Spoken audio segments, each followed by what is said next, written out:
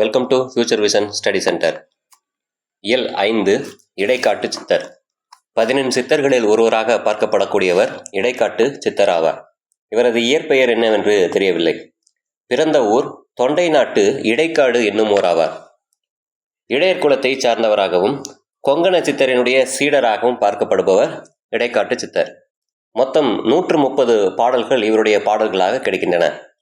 இவர் இயற்றிய நூல்களாக சித்தர் சரீரம் என்பதும் ஊசிமுறி என்பதும், மேலும் இவருடைய பாடல்கள் ஒரு சில சங்க இலக்கியத்திலும் திருவள்ளுவ மாலையிலும் சில பாடல்கள் இடம்பெறுகின்றன.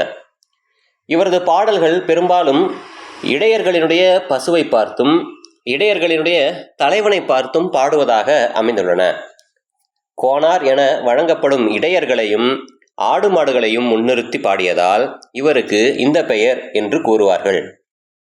இவர் வாழ்ந்து அடக்கம் பெற்ற ஊராக திருவண்ணாமலை என்ற ஊரினை கூறுவார்கள். இடைக்காடு என்னும் ஊரினராதனால் இப்பெயர் இன்றும் இவருக்கு தோன்றியதாக கூறப்படுவதுண்டு. கொங்கண சித்தரின் சீடர் அவர். காலம் கிபி 15 என்று குறிப்பிடுவார்கள். இவருடைய பாடல்களில் பெரும்பாலும் தத்துவ கருத்துகள் நிரம்ப இருக்க காணலாம்.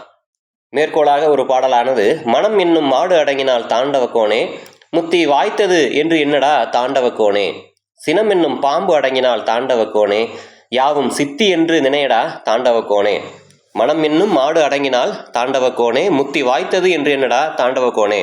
மாடு அடங்குதல் என்பதற்கு 2 பொருள் கூறுவார்கள். அதனுடைய கொட்டம் அடங்குதல், அது கருத்தரித்தல் என்று 2 பொருள். மனம் வெறியடங்கி சூளாகுதலே ஞான உணர்வாகிய சித்தி என்று பார்க்கப்படுகிறது. பாம்பு போன்று நஞ்சுடையது சினம், இது மடிவதே மிகப்பெரிய சாதனை. அந்த சினம் அடங்கினால் யாவுமே நமக்கு வாய்க்கும் என்பதே இதனுடைய பொருளாகவும் காணப்படுகிறது. கடந்த நியமன தேர்விலே கேட்கப்பட்ட வினாவானது, மாதா உடல் சலித்தால் வல்விளையேன் கால் சலித்தேன், வேதாவும் கை சலித்து விட்டாலே என்று பிறவிக்கு அஞ்சு பாடியவர் யார் என்று சித்தர்களில் ஒரு வினா கேட்கப்பட்டுள்ளது. இதற்கான சரியான பதில் பட்டினத்தார். நன்றி.